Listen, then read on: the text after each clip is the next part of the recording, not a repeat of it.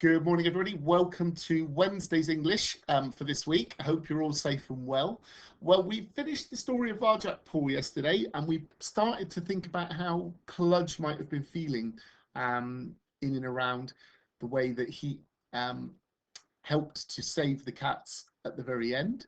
We're going to take that one stage further today. What we're going to be doing is thinking about how we could plan the ending of our chapter from a different perspective. So we're going to plan the story ending. We're going to think about how what Cludge might have done, and also like write it from his viewpoint or perspective. So what we're going to think about doing this morning is using a planning sheet. Now I've put into the folder on the website two planning sheets. The first one is completely blank. The second one has got some headings on it. Okay. I've left it up to you to choose which one you'd like to do. Those of you that struggle a little bit with ideas maybe want to use the one that has got the help, has got the headings on there. Those of you that want to be a bit more creative and enjoy coming up with your own ideas could use the blank one and come up with, you know, your own plan for the way that the chapter ends. Okay, so we're going to look at this waggle together. This is the waggle that I've put together that has the headings on the top. So you can see here, for example, it's a straightforward box plan. So you can see the arrows there will show you how to flow the ideas through. But this is the one where I gave you the ideas. Okay, so I've said there at the top of this box, how are you feeling after Holly and Varjak left? Okay, and underneath it I put these are just ideas for sentences that I could be using in my work as the week goes on. So I said I felt sad because I won't be able to help my friends in their time of need. So I've used a last word first word sentence there, but I've also made sure I'm using first person. Okay, I'm writing as if I'm Cludge, and that is crucial to this piece of writing. If you don't use first person language, you cannot be writing from a character's viewpoint. Okay, I also have here, I felt angry because of the way that I'm not able to climb walls. So you feel useless. I'm feeling useless because I can't do what the cats can do.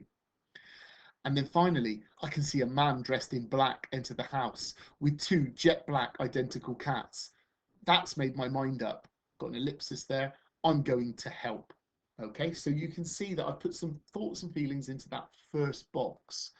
Now the second box here, it says explain how you got over the wall. So I've got that descriptive phrase that I used yesterday's lesson, towering slate grey wall. So just if I want to describe the wall, I've got that in front of me. Then I stuck in a 3ED sentence.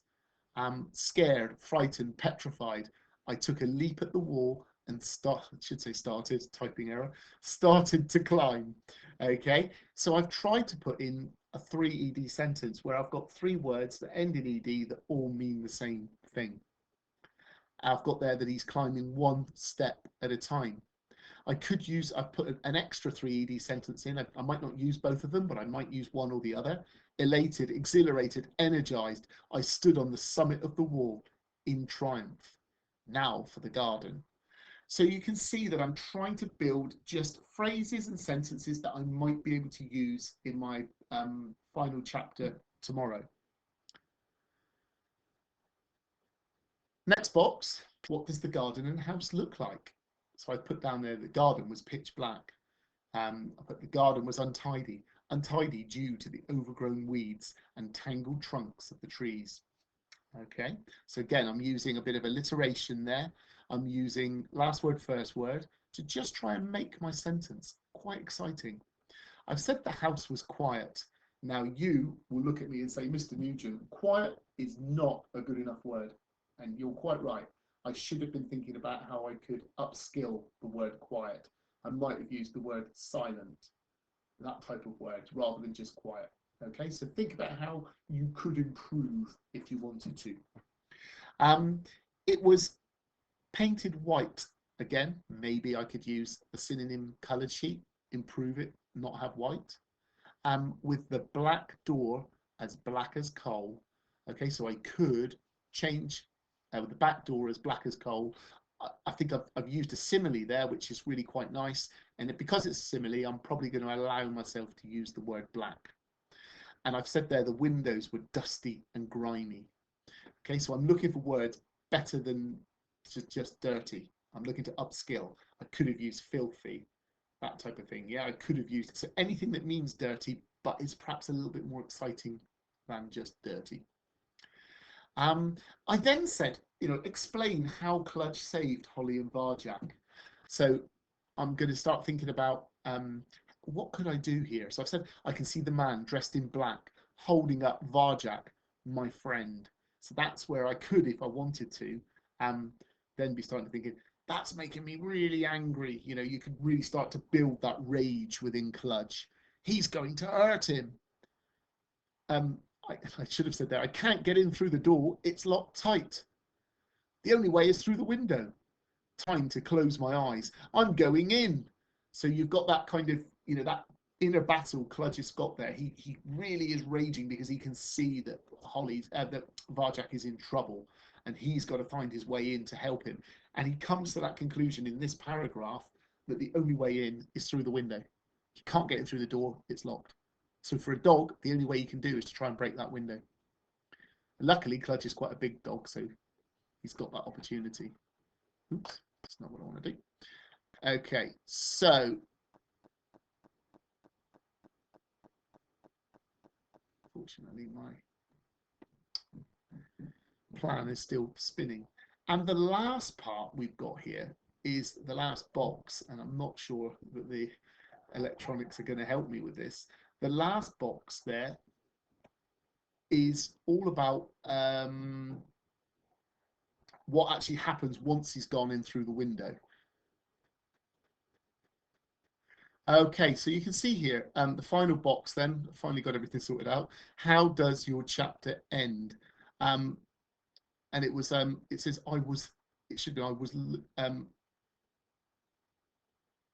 looking, I'm not sure what I've meant to do here. I was looking through, it says I was looking through the shattered window. Well, I jumped through the shattered window, or I was through the shattered window. Now I can see the scene clearly. I am snarling ferociously at the man. He looks frantic with worry. I'm going to chase him far away from my friends. He is never going to hurt them again. So you can see that actually what you want to try and do is to talk about how you're going to get him through that window, through the shattered window. So you want to take him, you want to chase him through the window. So I've got 5 boxes there that I want you to be thinking about this morning. How could you plan your ending to the story? So, as we've said, your job this morning is to create your own plan for the final chapter. Remember, you're writing the chapter from Cludge's perspective.